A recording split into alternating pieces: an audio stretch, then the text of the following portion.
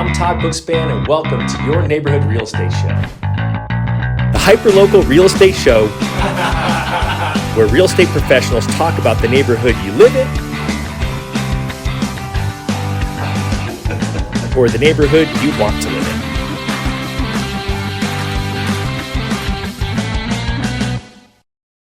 This episode is brought to you by homebuyeruniversity.net, your free comprehensive guide to buying or refinancing your home. Click over to homebuyeruniversity.net to get started online today.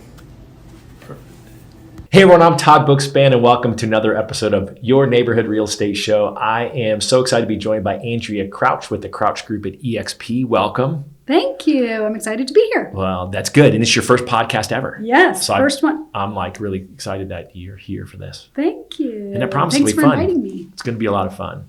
Maybe. All right. All right. So give me kind of a little background. Obviously, you're in business with your husband, Brian, and you guys have a team. Talk about that, kind of how you guys got in the business, that kind of thing. We do, yes. So we've been in the business for 14 years. I was the beginning, started in residential. He was in commercial property management. Oh, fun. And eventually decided to join me. And I said, but you get a paycheck like every 2 weeks. And that's really nice. It was a real job. It was a regular job, yes. So then we quickly became a faith-based business and have grown since. So it was the two of us for 7 years. Then we got an administrative assistant for the last 7 years. And just this year expanded, we have 3 additional agents on our team as well that help with buyers. Yeah, it's really good. So now you have people doing whatever their unique ability is and doing what they're passionate about. And you guys get to focus on the parts that you're passionate about as well.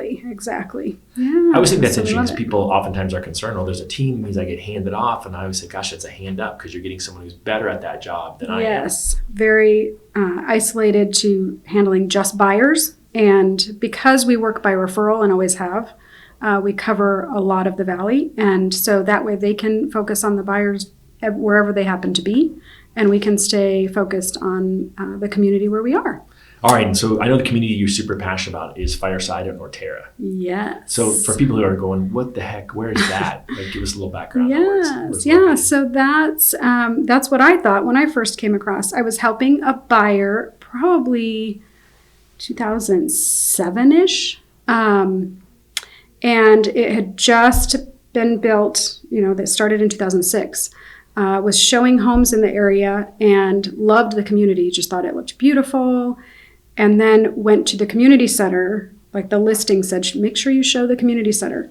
Was blown away by the community center. Just every activity you can imagine was there. They hand you the little printout. It was like a cruise director ship or a cruise director list of all of the things you can do on a ship.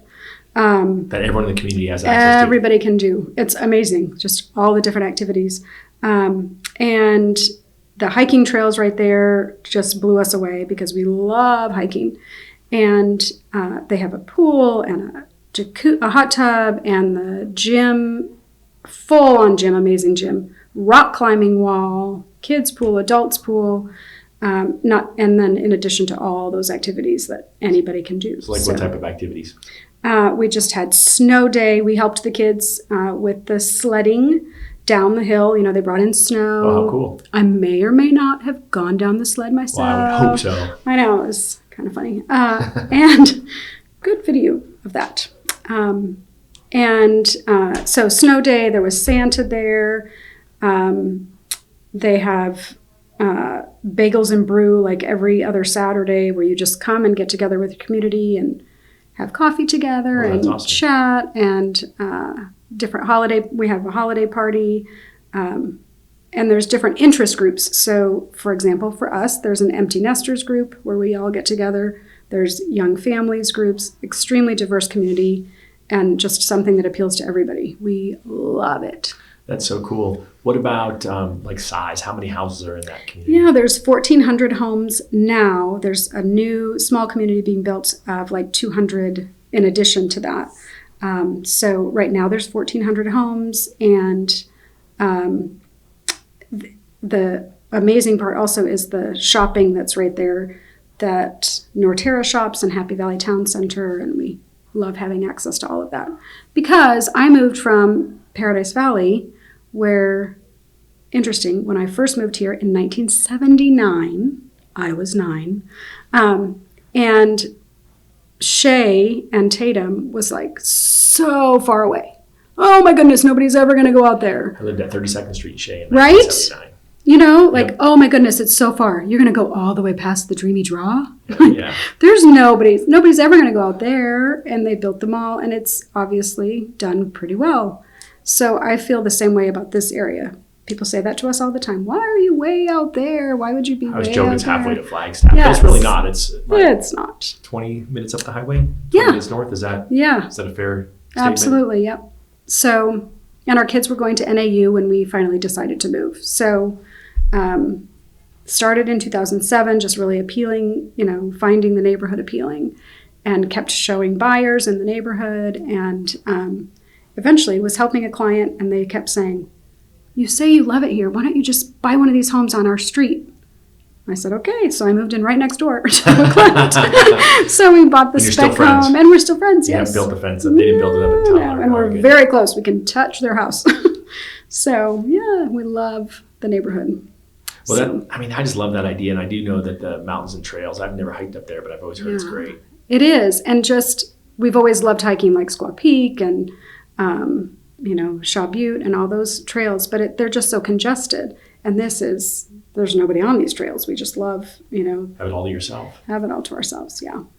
And It's what really about, nice. did you say you hiked the Grand Canyon before too? Did I make that up? or- Yes, no, we hike the Grand Canyon every year, and thought you we do a rim to rim in a day.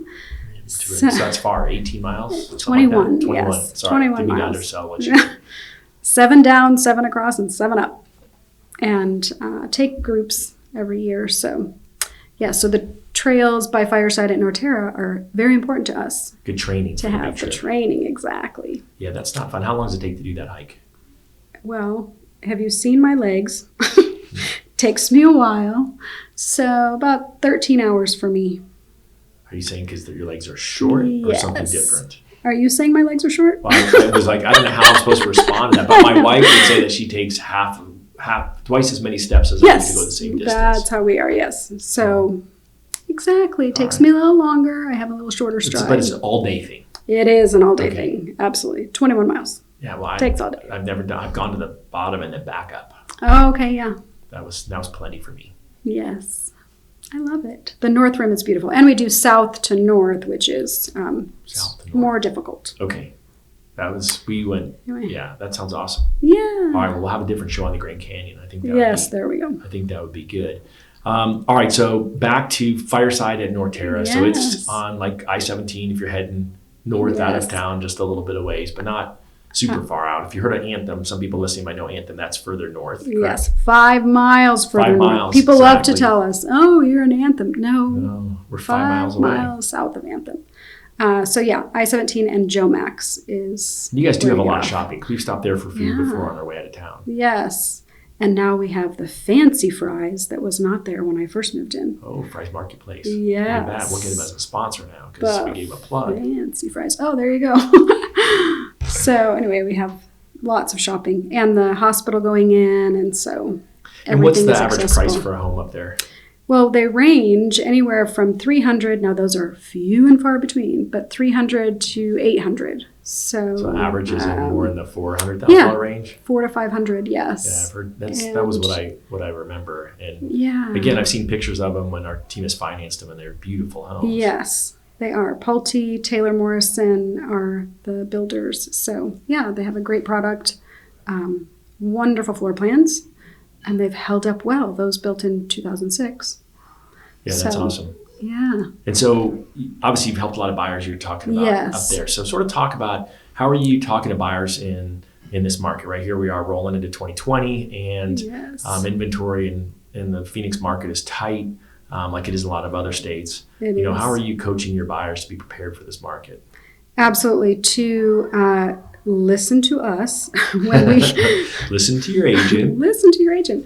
But when it is a tight market like it is, to be prepared to pull out the stops. We have some tips and tricks that we give for competing, writing letters and so forth, sending video messages of what is fabulous about these buyers. But then being prepared financially to step it up. And a lot of homes are going above list price in the right situation. Not all, but yes. I mean, certainly anything under 300 is It's flying off the shelf. Yes, absolutely. And if they're interested in that, they need to be prepared. And we'll coach them through it. We do it every day. Certified negotiation experts, did I mention? You did. That's really, but it's super important, because I do think that that's one of the challenges I always hear is that that clients feel like they didn't have someone who prepared them for it, or they feel like that they didn't understand the negotiation process, or they weren't led through it really at its best. It could have been. And they miss out on those opportunities. Sometimes when they don't listen, we'll say, okay, if this may not be the first offer that we present, we may be presenting multiples, and you'll listen the second time. Well, and so if I'm guessing correctly, you're saying that's where someone said it was a $300,000 house. You knew there's going to be a lot of interest in it. And they said, let's offer $275,000. And you're like, yeah, you're not getting that house. Right. So they don't even get a counter offer because they weren't in the game. And then there were 10 offers, and that was their didn't favorite even make house. the pile. Yeah, that was their favorite house. And then they might have to look at 10 more offers till they find their dream house. And we may suggest, let's offer $300,000 and not ask for closing costs, and make it extremely clean, whatever those parameters are that would get them the home. I really think that's important. So as you guys are listening, I think that's great advice, because you have to listen to your agent, number one, and number two is understand that it's not, most houses are, not all, but most are appropriately priced if there's going to be, and they're going to draw multiple offers. And if for some reason it's something different, a great agent like yourselves would actually coach them through, this is what we're going to offer and why. Absolutely. And we're extremely careful to look at the comps of that specific area, if it's Fireside at Norterra or a different community. But look at those comps and make sure that it's going to appraise. We're not going to tell you to offer above list price. So when you say look at comps, just for those who don't know, that's just looking at other recently sold homes that are similar in size and condition. Exactly. And we look at it through an appraiser's eyes of, okay, yes, I know that this house is fantastic to you, but it may not meet the criteria that an appraiser would give those conditions to. Right. Yes. Yeah, I think it's always interesting because it's the supply and demand. Oftentimes clients are frustrated, like, well, I paid extra over price because I think it's worth it. Right. And then an appraiser doesn't think it is, because I always say this way, is that a client is looking forward, right? Current and forward. They're looking at what everything is selling for around them and where they think it's going to be, versus an appraiser is looking at, the last few months. And so they're looking in the rearview mirror while your buyers are looking in out the windshield. And so that's where it doesn't align. So I love that you're doing that, because can save them a lot of headache. Absolutely. Now, the higher price, the less issue you have with that. We're not, if it's an $800,000 home, we're not necessarily going to offer $800,000 because there's more inventory, right? Yeah, exactly. It's not in that same position. It's all based on what's available. Well, and it's been so, we've been in this market before. It's not the first time we're limited inventory. Yes. Right. And so, that part's always frustrating. I always see buyer fatigue in this type of market. So how are you encouraging those people to keep in the game and not sign a new lease and stay as renters? I think pointing out the interest rate where we are now, and just keeping them engaged in the process of, hey, look, here's another home. Let's get out there again. Let's do it. Absolutely. Keeping them engaged, staying in that constant communication. And I think I have a lot of friends that are agents that may just go, they're just worn out. Well, let's give them more to look at. Help them stay in the game. Yes, exactly. Well, I think it's great. It's great that you're cognizant of that, because I think oftentimes I've heard that before. Oh, yeah, my clients I'm tired of taking them out at the morning. Right. And I'm like, how can you be tired of doing your job? Exactly. That's super frustrating to hear. And they want to find this as their home, right? Yes. That's not like they're renting a new apartment. They're actually buying something they're going to live in, hopefully, for the foreseeable future. And knowing if they sign a lease, then a year from now, the prices are going to be higher. Interest rates probably will be higher. And so it's the best for them now to find something. The cost of waiting, we call that. Yes, exactly. And being aware of what other agents have coming up, having that knowledge of kind of a network of people saying, hey, Yes. these are the ones I'm talking to clients about. They're going to be putting it on sale Exactly. after whatever time frame. After the first of the year or whatever. Yeah, that's awesome. So then flip over to listings for a second. So someone's going to sell their house. That's a totally different conversation because they have to be prepared differently than a buyer. So what does that look like right now? Absolutely. Having the home, while the market is really tight, you still have to have it show ready because there are plenty of homes on the market that buyers are not buying. And so making sure it is show ready and having that insight into what a buyer is looking for. And I am not shy about telling them what needs to happen to make it the most. So give me some appealing to buyers. examples of show ready. Like what's a recent house that you went into and you're like, oh gosh, this is not show ready. What kind of advice did you have to give them? Without naming names, just walking in and saying, I don't want to see anything on the kitchen counter except that coffee pot. I mean, keeping it very simple of, I want to see this table and this chair in this room and everything else needs to be gone. Whether you rent a storage unit, you can fill your garage because the garage is not necessarily going to be in the photos unless it's some 8-car garage that's amazing. I want that. I know, right? But those kind of things, just saying to clear things out, let's put fresh light bulbs in the rooms. I mean, just simple things. I'm not saying to redecorate your entire home, but Right. keeping it clean and simple lines and those kind of things. Kind of making it so that someone can envision their furniture, Exactly. their family in that home. Yes. You want them to see themselves, not the current owners. The odors. Let's talk about the odors. Can we? Absolutely. This sounds exciting. No, it's not. Sometimes you can just look at a photo of a listing and you can smell the house. Really? I mean, there's just some things you need to be aware of the odors. So next time you have one of those pictures, you send it to me. Tell me what it's going to smell like. I would love that. I will. I absolutely can tell you. That's experience. It is, yes. So what do you have to change on your listing to make sure that someone else doesn't think the same thing? Does that get rid of the green shag carpet, or is it something a little more simple than that? Yes, it's just clean. Right. Just keeping it clean. Well, I see that. I'm in some of those Facebook real estate agent groups where they post the funny pictures Yes. of the listing that the agent Yes. posted they took it from their mobile phone and it's, got the refrigerator door open or, Right. just spoiled food on the Stuff counter. all Just over. the silliest things people listening Right. probably could never imagine that a quality real estate agent would do, but you guys see it. Right.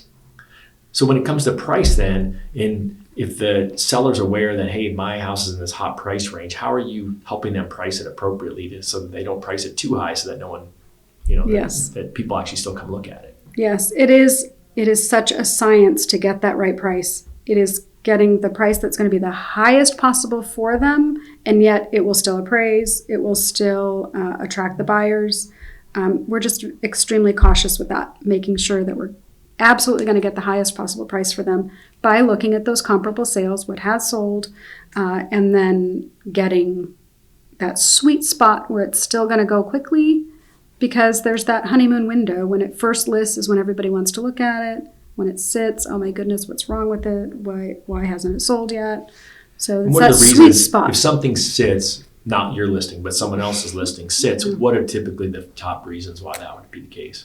The price, the condition, something about the location of the home. And I'm talking about the location of the home, like if it backs a busy road, making those adjustments for those types of things within a neighborhood. Is that hard to have a client accept the fact that, yes, the one that's just like yours, that's not backing the busy road, just sold for $20,000 more than I'm telling to sell it for, or do they understand that up front? Sometimes they understand and sometimes they don't, because they've done such amazing things to their home that they think that would compensate for that. So we get to be the bearer of the great news that that's not always the case. Yeah, I do. I got to imagine that's the hardest part of your job, is when someone's super proud of something and it's Yes. not something that you think is really a true benefit when you sell the home. Well, it's wonderful. I mean, people do amazing things to their home. It just doesn't necessarily add value. It's what they have enjoyed out of the home. They've Right. gotten their enjoyment out of it. It's, they put it in for what they wanted, but it doesn't necessarily appeal to the mass amount of buyers or make an adjustment for an appraiser, because an appraiser has limited things that they adjust for. Absolutely. So the appraiser's the bad guy. Well, there's got to be some bad guy Yes. in every story. Yeah, Even in absolutely. Disney movies, somebody always dies. Right. It's very sad.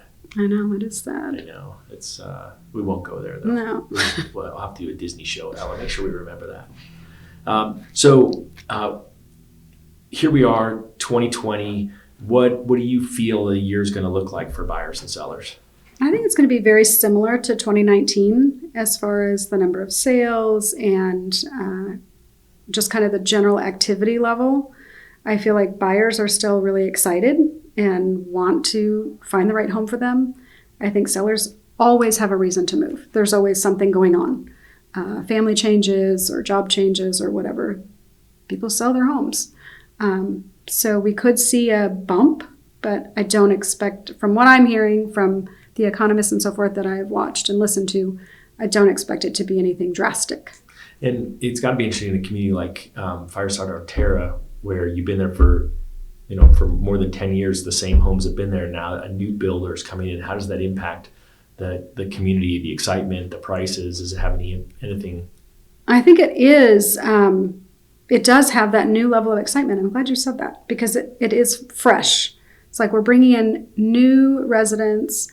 Let's be welcoming and just have that. It gives you fresh eyes for the community and how amazing it is, because they're seeing it for the first time. It's very exciting. I don't. What question did you ask me? I don't even know. I think that's obvious. I think it's so interesting. I mean, to be in an area where it's been kind of, here's what we've had for all these years, and all of a sudden have something new happening. I think that's always interesting. And I got to imagine it's helping prices, because normally new builds are going to be slightly more expensive, so it's going to push prices up. Yes, in that we are seeing that, absolutely, and just the general market is pushing them up as well. Right, and then I think it helps because people will drive in, look at the new ones, and say, let me look at one of the resale homes. Yeah, and they're in great condition. I mean, the neighborhood is people who have taken care of their homes. Yeah. So, yeah, and it's a very reasonable HOA. All right, so we talked about the Crouch Group. We talked about Fireside and Norterra. We talked about buyers. We talked about sellers. We talked about the market. Anything else we should be talking about before I let you go out and sell another home? Not that I can think of. All right. Well, this is good. Well, I want to thank you for taking the time to be here. I can't say anything but great things about Andrea and her team. So certainly, where can they find you if they're looking to buy or sell a home? They can call me, 602-320-2780. All right, we'll put that below in all the show notes as well. All right. Or our website, crouchgroupaz.com. Crouchgroupaz. Don't forget the az.com. Yes. I'm Tom Bookspan. This is your neighborhood real estate show. We'll see you on our next episode. This episode is brought to you by homebuyeruniversity.net, your free comprehensive guide to buying or refinancing your home. Click over to homebuyeruniversity.net to get started online today.